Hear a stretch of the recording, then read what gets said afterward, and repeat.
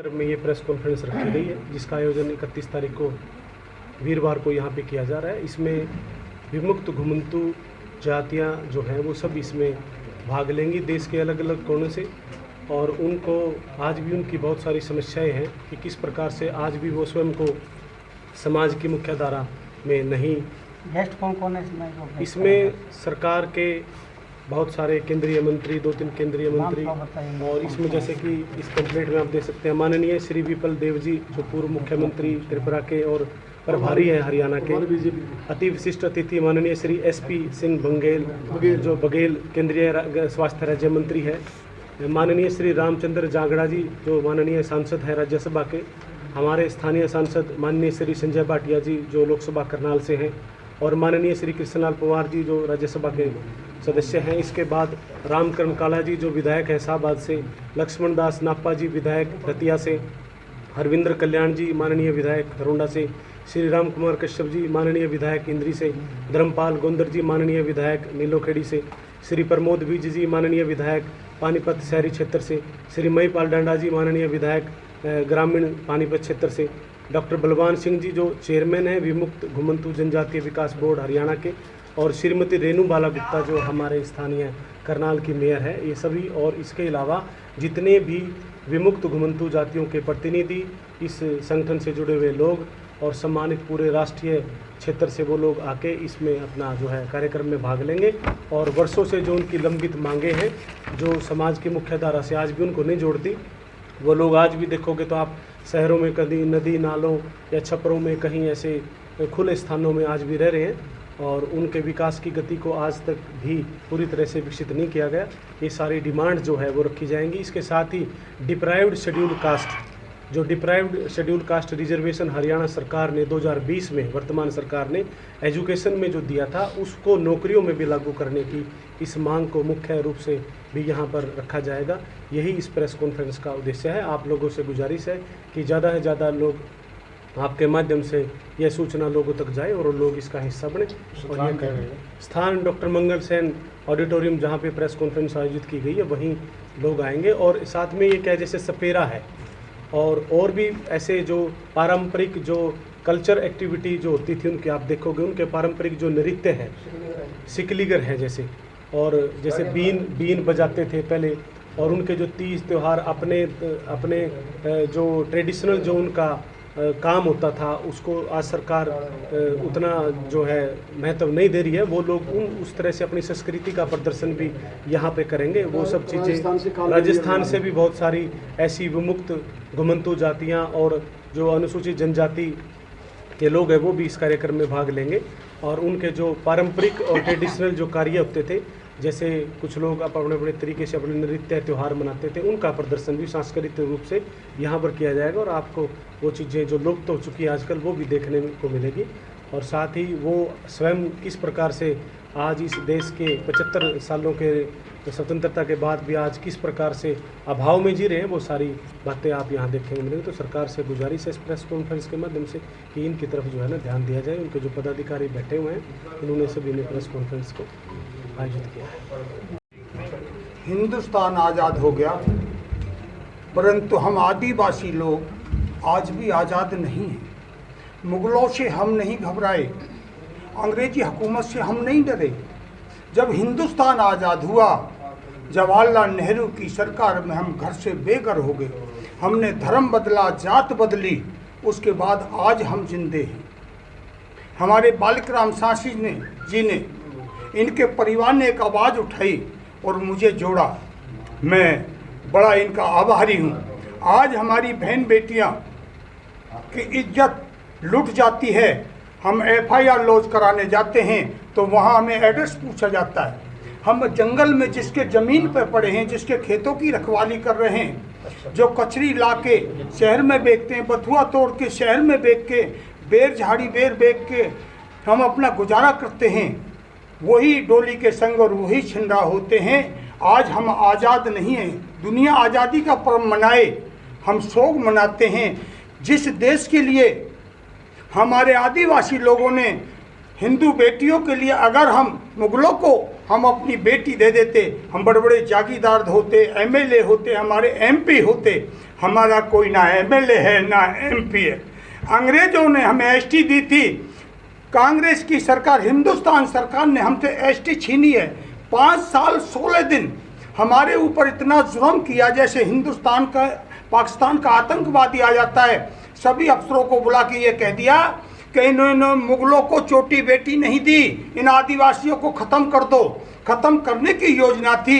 हमने धर्म भी बदला और जात बदली, और आज इस हिंदुस्तान में मेरे बाप की 20 साल की सज़ा हुई। मैं यूपी का हूँ। मेरा बाप का नाम लच्छो डकैत था। मेरे दादाजी को फांसी हुई थी कूलर। हमें दलील अपील करने की इजाज़त नहीं थी। हम यूपी से भाग के हरियाणा में बसे। मेरे हरियाणा में भी मेरे ऊपर 2 दफ़े गुंडा एक्ट 10 नंबरी बनाया गया। मैं सरकार से मांग करता हूँ, हम लुटेरे थे, अंग्रेजों के थे, अंग्रेजों की बैंक लूटा करते थे, उसे हम खाया नहीं करते। अंग्रेजों के कैंपों को तबाह करते थे, उसे हम धन को खाए नहीं। हम हथगोले बना के अपने हिंदुस्तान के लिए मरे और जिए। आज हमारी बहन इज्जत सुरक्षित नहीं है, हमें मारा जाता। हमारी FIR, हमारा जब घर ही नहीं तो राशन कार्ड कहाँ से बनेगा? जब घर ही नहीं तो हमारा BPL कार्ड या हमारा आधार कार्ड नहीं होगा तो हमें डॉक्टर में इलाज कहाँ करेगा? हमारा डॉक्टर के लिए आधार कार्ड चाहिए। हमारे पास जब बसा ही नहीं, सरदार पटेल ने एक अय्यर कमेटी बनाई थी और ये कहा कि इन आदिवासियों को ST का कोटा दिया जाए। ये उस अय्यर कमेटी में साफ लिखा हुआ है सरदार पटेल ने।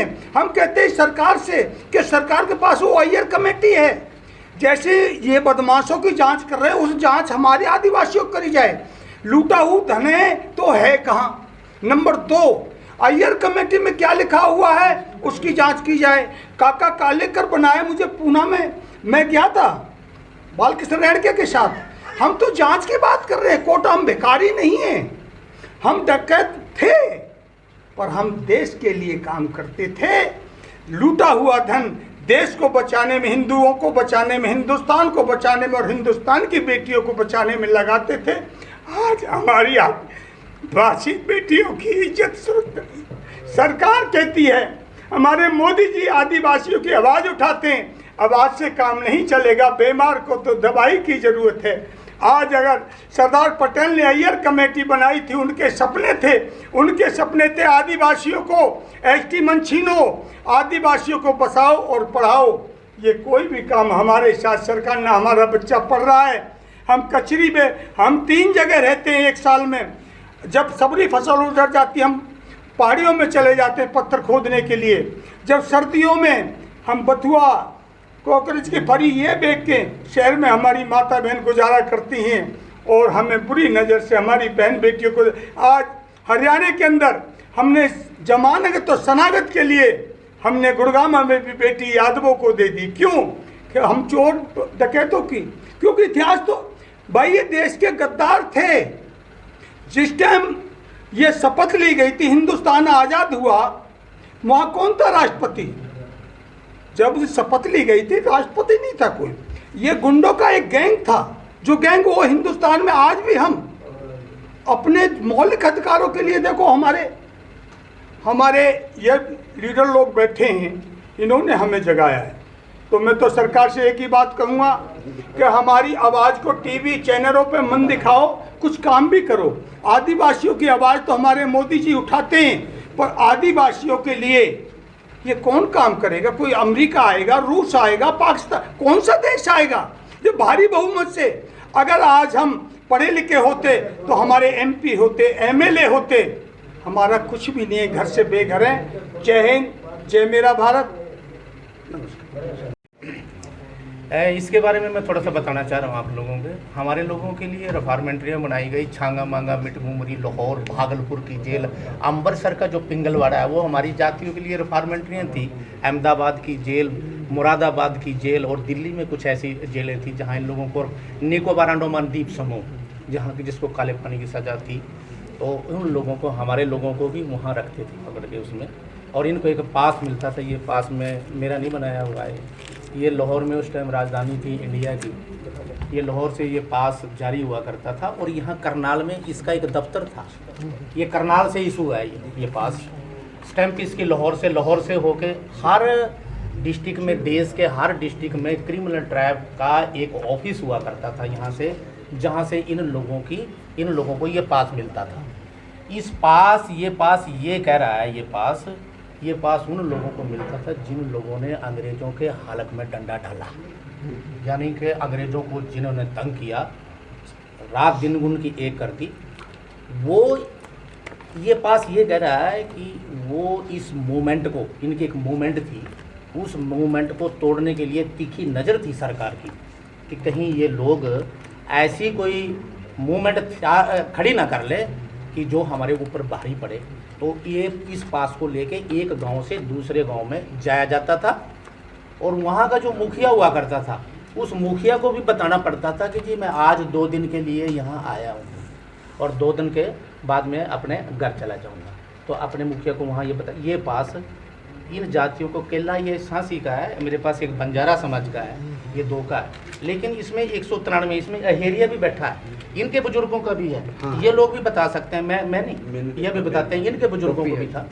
इनको भी दिन में थाने में 4 बार हाजिरी देनी पड़ती थी।